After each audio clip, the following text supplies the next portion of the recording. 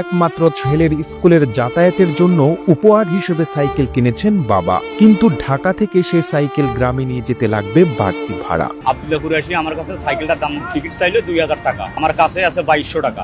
একদিকে ছেলের স্বপ্ন পূরণ, আরেকদিকে আর্থিক সংকট। বলছি গাইবান্ধার মোহাম্মদ রাজুর কথা।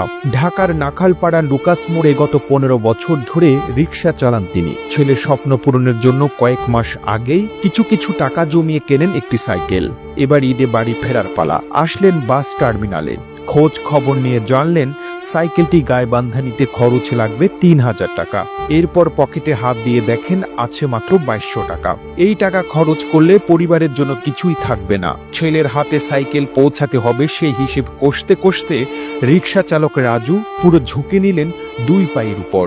ঈদের খরচ ও সাইকেল পরিবহনের সমাধান খুঁজতে 200 কিলোমিটার পথ নিজেই সাইকেল চালিয়ে যাবেন বাড়ি। যেই কথা সেই কাজ। 5 জুন বৃহস্পতিবার ভোর 5টায় সাইকেলের প্যাডেলে মহাখালী থেকে গন্তব্য শুরু হয় গাইবান্ধার তালুক জামিরা ফকিরহাট। সেখানেই থাকেন তার স্ত্রী, এক ছেলে ও 2 মেয়ে। পথে 3 বার 50 টাকা করে কিছুটা পথ ভ্যানে চড়েছেন রাজু। যমুনা সেতুতে সাইকেল নিয়ে পার হওয়ার অনুমতি নেই, তাই একটি মিনি ট্রাকে 100 টাকা দিয়ে সেতু পার হন। ট্রাকটি গাইবান্ধার দিকে গেলেও বেশি ভাড়া দিতে না পারায় নামিয়ে দেন রাজুকে। টানা 21 ঘন্টা সাইকেল চালিয়ে যখন বগুড়ায় পৌঁছান তখন মধ্যরাত। ঠ্যাঙ্গামারা এলাকায় চলছে সেনাবাহিনীর চেকপোস্ট।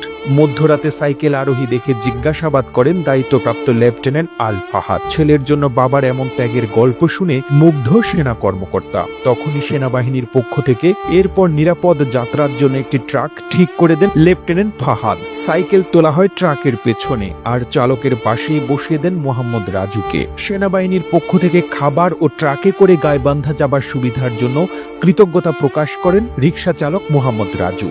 প্রতিবেদনটি তৈরিতে তথ্য ও উপাত্তের সাহায্য নেওয়া হয়েছে বাংলাদেশ প্রতিদিন নামক সংবাদপত্র থেকে। আর এতক্ষণ আপনারা সঙ্গে ছিলেন বিশ্ব বাংলার। সেই সঙ্গে আপনি বাংলাদেশের কোন জেলা থেকে এই ভিডিওটি দেখছেন আমাদের কমেন্ট করে জানান। আমরা পরবর্তী ভিডিওতে আপনাকে ধন্যবাদ জানাতে ভুলব না। এতক্ষণ বিশ্ব বাংলার সাথে থাকার জন্য অসংখ্য ধন্যবাদ।